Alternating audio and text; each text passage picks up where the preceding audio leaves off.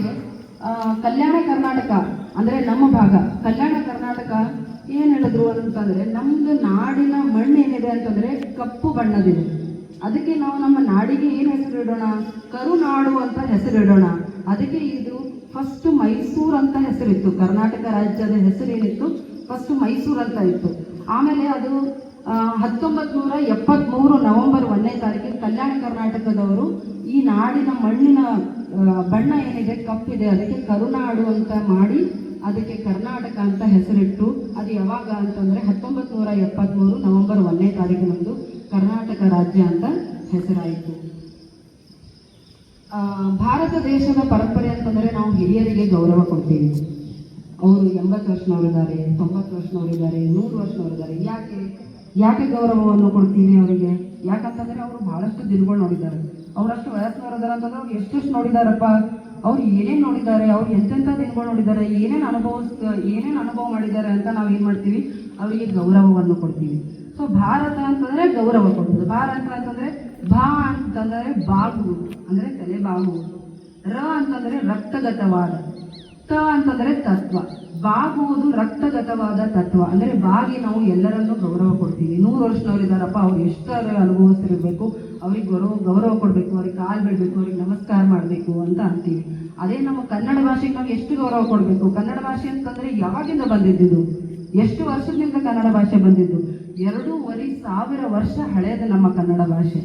ಅದಕ್ಕೆ ನಾವು ಅದಕ್ಕೆ ಎಷ್ಟು ಗೌರವ ಕೊಡಬೇಕಂತ ಅನ್ನೋದು ನಾವು ತಿಳ್ಕೋಬೇಕು. ಸೊ ಇವಾಗ ಇಂಗ್ಲಿಷ್ ಲಿಪಿ ಇದೆ.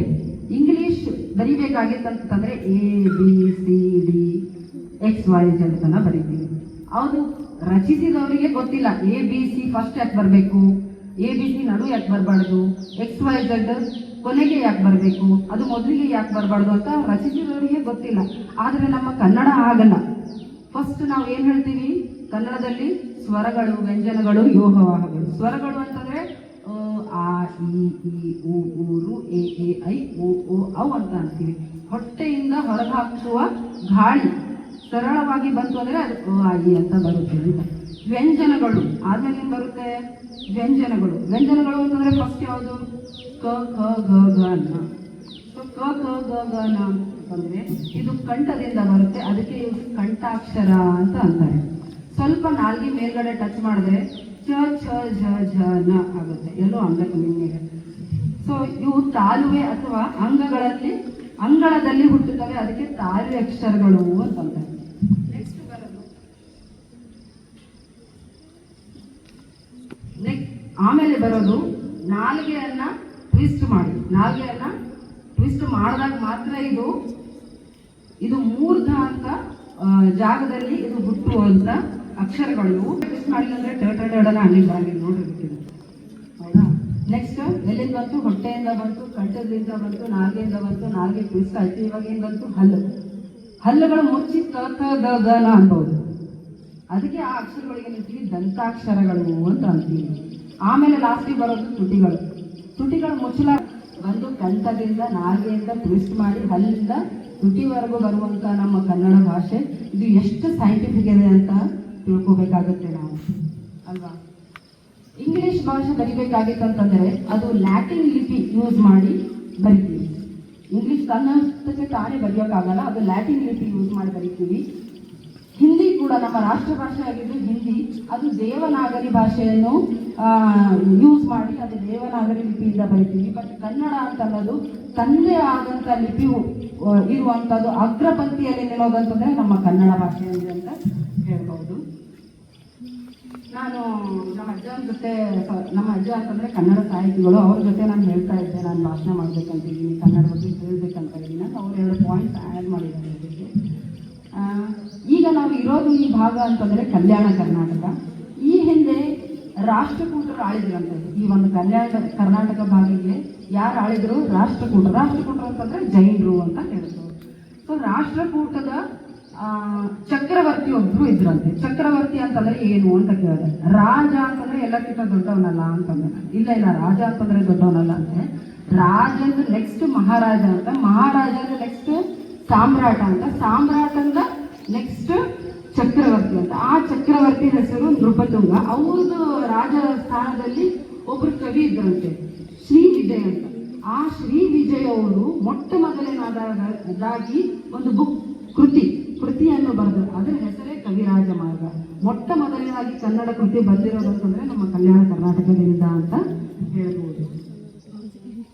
ಹಾಗೆ ಈ ನಾಡನ್ನು ಕುರಿತು ದಾರಾ ಬೇಂದ್ರೆ ಅವರು, ವರಕವಿ ಡಾಕ್ಟರ್ ದಾರಾ ಬೇಂದ್ರೆ ಅವರು ಏನ್ ಹೇಳ್ತಾರೆ ಅಂತಂದ್ರೆ, ಜೈನರ ಕಾವ್ಯದ, ಶರಣರ ವಚನದ, ದಾಸರ ಹಾಡಿನ ಈ ಬೀಡು ಎಂದು ವರ್ಣಿಸಿದ್ದಾರೆ. ಅಂದ್ರೆ ಏನು ಅಂತಂದು ಕೇಳಿದೆ ನಾನು. ವರಕವಿ ಅಂತಂದ್ರೆ ಏನು? ಸಾಕ್ಷಾತ್ ಸರಸ್ವತಿನೇ ವರ ಕೊಟ್ಟ ಮೇಲೆ ಅವರು ಕವಿ ಆಗ್ತಾರಲ್ಲ, ಅವರಿಗೆ ವರಕವಿ ಅಂತಾರೆ. ನಾವೆಲ್ಲರೂ ನರಗಳು. ನರ ಅಂದ್ರೆ ಮನುಷ್ಯನಿಂದ ಮನುಷ್ಯನೇ ಕಲಿತೀವಿ. ಅವ್ರಿಗಿಂತ ನಾವು, ನಮ್ಗಿಂತ ಅವರು ಕಲಿತೀವಲ್ಲ, ಇದಕ್ಕೇನಂತಾರೆ ನರಕವಿ ಅಂತಾರೆ.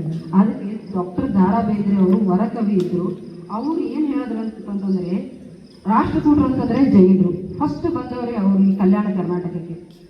ಜೈನರ ಕಾವ್ಯ ಅವ್ರು ಏನ್ ಕೊಟ್ರು? ಕಾವ್ಯ ಕೊಟ್ರು. ಜೈನರ ಕಾವ್ಯದ, ಆಮೇಲೆ ಬಂದು ಶರಣರು ಏನ್ ಕೊಟ್ರು? ವಚನಗಳು ಕೊಟ್ರು. ಆಮೇಲೆ ಬಂದವರು ದಾಸರು ಏನ್ ಕೊಟ್ರು? ಹಾಡು ಕೊಟ್ರು, ಗೀತೆಗಳು ಕೊಟ್ರು, ಭಜನೆಗಳು ಕೊಟ್ರು. ಹಾಗೆ ಜೈನರ ಕಾವ್ಯದ, ಶರಣರ ವಚನದ, ದಾಸರ ನಾಡಿನ ಈ ಬೀಡು ಎಂದು ವರ್ಣಿಸಿದ್ರು. ಯಾರು? ವರಕವಿ ದಾರಾ ಬೇಂದ್ರೆ ಅವರು. ನಾನು ಯೂಟ್ಯೂಬ್ ನೋಡ್ತಾ ಇದ್ದೆ. ಆವಾಗ 2022 ಮೇ 20, 2022ಕ್ಕೆ ನಮ್ಮ ತುಮಕೂರು ಜಿಲ್ಲೆಯ ಸೀರಾ ತಾಲೂಕಿನವರು ಚಂದ್ರಕಾಂತ್ ಆರ್ಯ ಅವರು ಮೆಂಬರ್ ಆಫ್ ಪಾರ್ಲಿಮೆಂಟ್, ಕೆನಡಾದ ಮೆಂಬರ್ ಆಫ್ ಪಾರ್ಲಿಮೆಂಟ್ ಆಗಿದ್ದಾರೆ. ಅವರು ಕರ್ನಾಟಕದವರು ಅವರು ತುಮಕೂರಿನವರು. MBA ಮುಗಿಸಿದ್ದು ಧಾರವಾಡನಲ್ಲಿ. ಹಾಗೆ ಮುಂದೆ ತೆರಳುತ್ತಾರೆ ಕ್ಯಾನಡಾದಲ್ಲಿ ಅವರು ಪೊಲಿಟಿಕಲ್ ಪಾರ್ಟಿ ಜಾಯಿನ್ ಮಾಡ್ತಾರೆ. ಪೊಲಿಟಿಕಲ್ ಪಾರ್ಟಿ ಜಾಯಿನ್ ಮಾಡಿ ಪಾಲಿಟಿಕ್ಸ್ ಅಲ್ಲಿ ಬೆಳೆದು ಅವರು ಇವತ್ತು ಮೆಂಬರ್ ಆಫ್ ಪಾರ್ಲಿಮೆಂಟ್ ಆಗಿದ್ದಾರೆ. ಅಲ್ಲಿ ಅವರು ಕೆನಡಾ ಗೌರ್ಮೆಂಟ್ಲಿಂದ ಪರ್ಮಿಷನ್ ತಗೊಂಡು ಅವರು ಮೆಂಬರ್ ಆಫ್ ಪಾರ್ಲಿಮೆಂಟ್ ಆಗಿ ಕನ್ನಡದಲ್ಲೇ ಭಾಷಣ ಮಾಡಿದ್ದಾರೆ ಅಂತ ಹೆಮ್ಮೆಲಿಂದ ಹೇಳ್ಕೋಬಹುದು. ಅವ್ರು ಹೇಳ್ತಾರೆ, ಕುವೆಂಪು ಅವರು ಹೇಳ್ತಾರೆ, 2018ರಿಂದ ಕೆನಡಾದಲ್ಲಿ ಕನ್ನಡ ರಾಜ್ಯೋತ್ಸವ ಕಂಟಿನ್ಯೂ ಆಗಿ ಆಚರಿಸ್ತಾ ಇದ್ದೀವಿ ಅಂತ ಹೇಳಿದ್ರು. ಆಮೇಲೆ ಅವ್ರು ಏನ್ ಹೇಳ್ತಾರೆ, ಕುವೆಂಪು ಅವ್ರು ಏನ್ ಹೇಳ್ತಾರೆ ಅಂತಂದ್ರೆ, ಎಲ್ಲಾದರೂ ಇರು, ಎಂತಾದರೂ ಇರು, ಎಂದೆಂದಿಗೂ ನೀ ಕನ್ನಡವಾಗಿರು ಅಂತ ಹೇಳ್ತಾರೆ.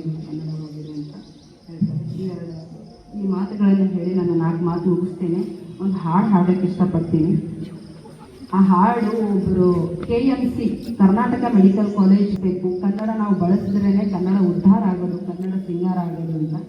ಸೊ ಇವಾಗ ಹಾಡು ಹಾಡ್ತೀನಿ.